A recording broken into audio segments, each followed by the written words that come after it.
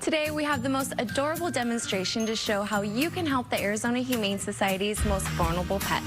That and so much more right here on Pets on Parade.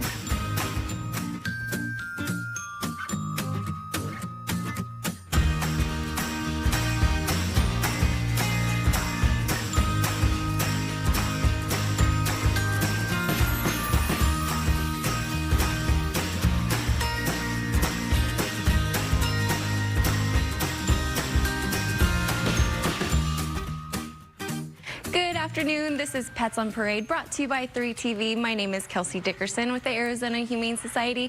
Thank you so much for tuning in today. And today we have some beautiful stories about some beautiful pets, including Femi here, who was absolutely unrecognizable before she was brought to the Arizona Humane Society. We're also going to introduce you to many more adoptable animals throughout the show who are in search of their forever homes. At the Arizona Humane Society, we rely on a number of people to help care for our animals. One such way to help is by becoming a foster hero to a pet in need of some extra special care while they heal away from the shelter. AHS currently has 69 animals in need of a foster hero, including the sweet and calm Shania, who is recovering from a puppy cold. Another cutie who is awaiting a foster hero is Luna, who has a high tail fracture and will need someone to give her lots of love while she heals. If you would like to become a foster hero to one of our many pets in need, please visit azhumane.org/. Now we're also going to introduce you to a loving and sweet kitty cat who was brought to the Arizona Humane Society as a stray by a Good Samaritan. Pumpkin is sure to be a fan favorite out there when we meet him in just a few minutes. Now before we introduce you to that lovely cat, I want you to meet Hector, my little co-host here, who is 14 weeks old. He's a domestic shorthair who is not short of knowing how to have fun. This rambunctious kitty cat will definitely keep his future family on their toes by having lots of fun when he is in their new home.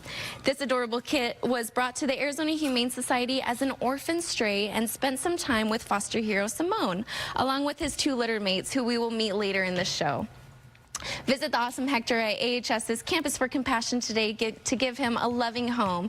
And I want to warn you before we introduce our next pup that the image we show may be hard to see. Now, this is a picture of Femi, who was brought to the Arizona Humane Society back in February as a stray. I saw her that day, and it truly broke my heart to see her in this condition, and I really don't know how she was still standing.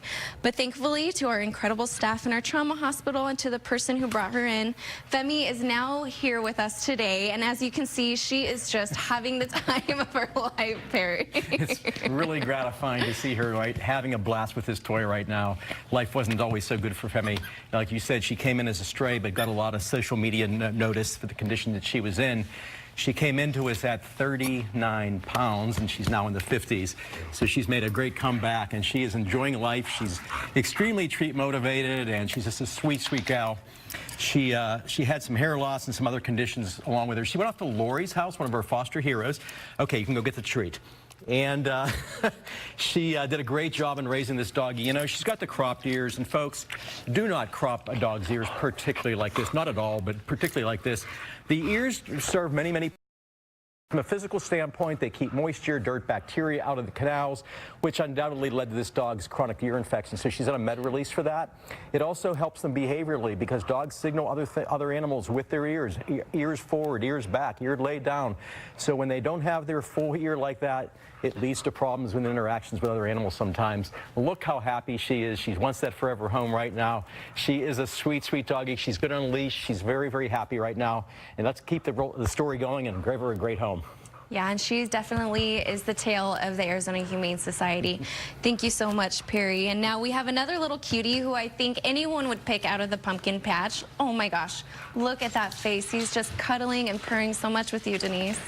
Yes, this guy is very friendly, and he cried all the way into the studio today in his carrier because he wanted someone to take him out and hug him and pay attention to him. So since he's been on this table, he's been rolling around, head bunting my hand, and that's when the cat nuzzles their forehead right into your hand or your arm or your leg.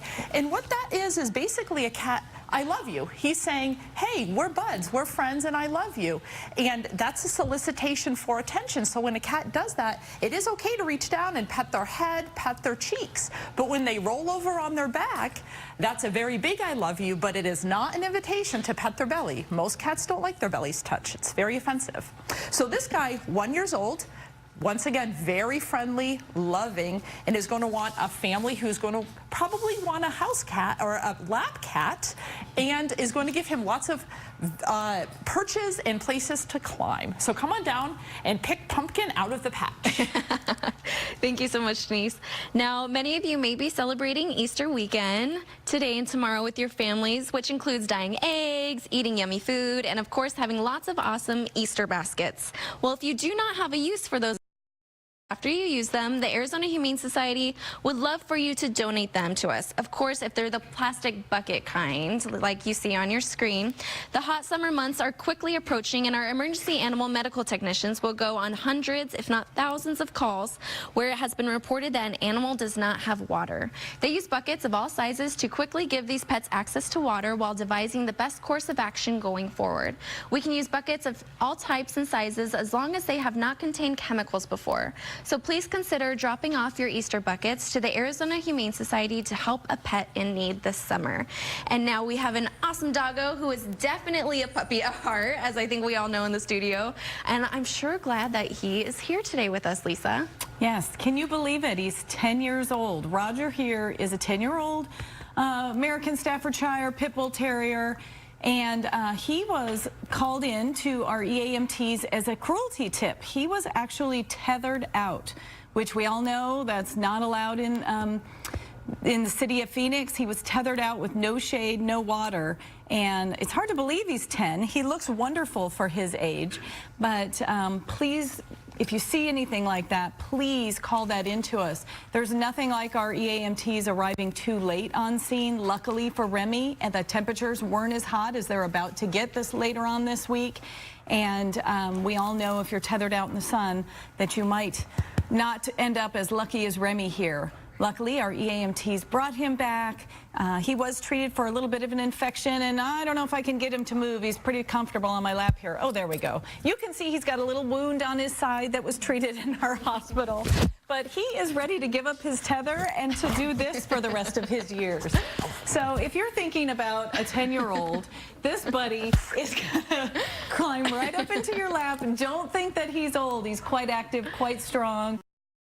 Going to have a wonderful rest of his life. He's going to make up for all that lost time tethered out in the front yard. Oh my gosh, he's just getting all of his wiggles out on your lap. Now, I think everyone's heard the song Cotton Eye Joe, but we want to introduce you to Tokyo Joe today. Denise, I think you have a pretty playful one there. Yes, I do. Tokyo Joe came to the Humane Society too small to go for adoption and spent some time in a foster home with his siblings, one of which is the co-host. But this guy, he was the smallest one. He was the runt of the litter. And sadly, he almost didn't make it. He required a lot of special medical interventions to help him along his way. Now, it's like nothing, none of that ever happened. He's very playful. Typical kitten is going to need a lot of different toys and different mental and physical stimulation. So he likes these wand toys like this. He's going to be batting them around. He may also like some jingle balls or some balls filled with things like sand or whatever, so it makes a sound so he can chase it and pounce on it. This guy's 14 weeks old, and he would like to remind everybody that if you find a litter of kittens, please do not kidnap them. Mom is most likely nearby, so what we recommend is that you wait about 8 to 10 hours before taking the kittens.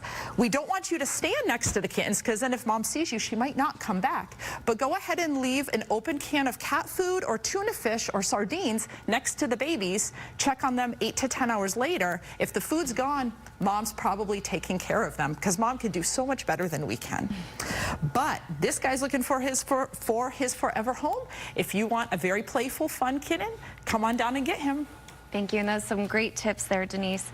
Now make sure to keep your TVs locked in right there. We will have an adorable demonstration on how to become a foster hero to the Arizona Humane Society. kittens.